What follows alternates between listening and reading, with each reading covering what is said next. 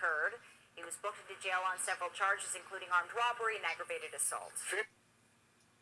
A man is accused of orchestrating a robbery at his own workplace. According to court documents, Jonathan Chavez is accused in 4 robberies at the at&t stores on Coors in Montgomery.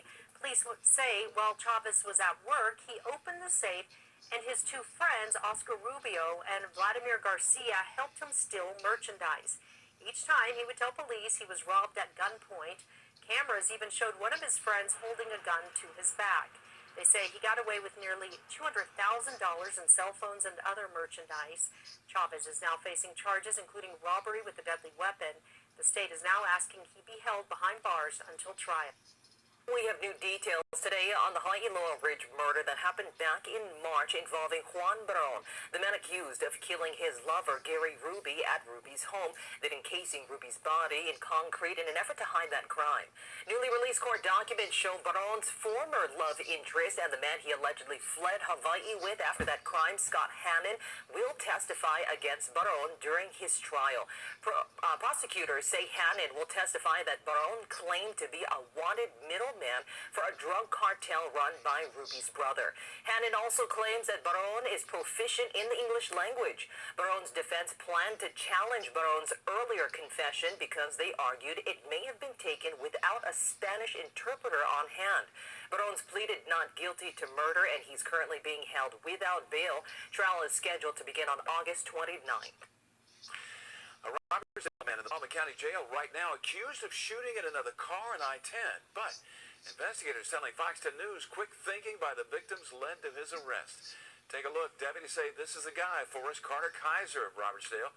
And they also say he admitted to shooting at a Fairhope couple's car last month. But the couple kept their cool and gave investigators the tag number and description of Kaiser's truck, according to deputies. Now, the incident happened between highways 181 and 59 on westbound I-10. According to investigators, Kaiser tried to merge onto the interstate, nearly colliding with the couple's car. Words were exchanged, and then the couple said they heard a thud. When they pulled off at the Malbus exit, they found a bullet hole and called the law. They're probably relatively close together, and I think, like I said, at some point windows are probably down and there might be an exchange of words between the two, be it leave me alone or whatnot, but they were close enough for a period of time to actually get a good description of them. Well, the reason it took time to arrest Kaiser is because they say he changed the appearance of his truck. Deputies say Kaiser was arrested on another charge. He was then identified in a lineup. He's being held on a $15,000 bond.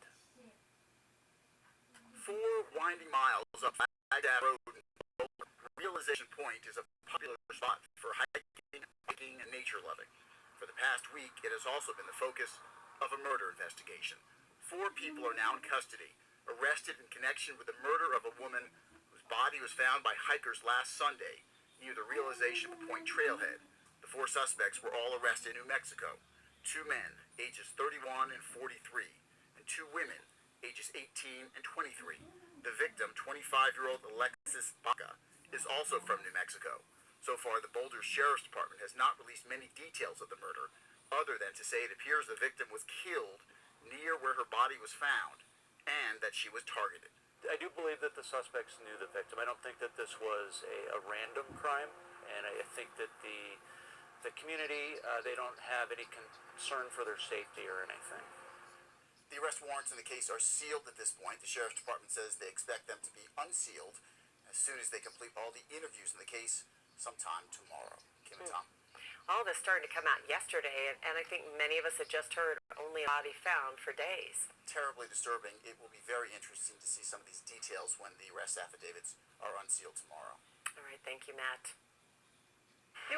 For now, a former pro tennis player arrested on 10 counts of lewd and lascivious acts with a child. 26-year-old man worked as a private tennis coach to numerous minors in the Sacramento area from 2019 to the present. Sacramento County Sheriff's Office says this is an active and ongoing criminal investigation. A woman the FBI describes as a, quote, Peyton Manning wannabe held up an Albuquerque bank this afternoon. The feds say this woman was wearing a black Colts jersey, held up the Wells Fargo on Juan Tabo and Central around 4:30 today. She appeared to have a bandage on the back of her right hand. If you know where she is or who she is, you're asked to call Crime Stoppers at 843-STOP. There is a $2,000 reward. He's 23 years old and runs a highly popular car club. Online, Taylor Lindsay has called himself president of Drag Kings Colorado, a group that uses social media to organize impromptu, large-scale meetups at night for people who love fast, souped-up cars. Now Taylor Lindsay is accused of playing a role in a fatal hit and run. It happened at 40th and Pena over the weekend, where he's accused of crashing into a car and taking off. Our background check of Lindsay reveals multiple arrests over the years. His most serious case, criminal attempt to commit first-degree murder. Lindsay was arrested 2 years ago for shooting at a man during a car meet.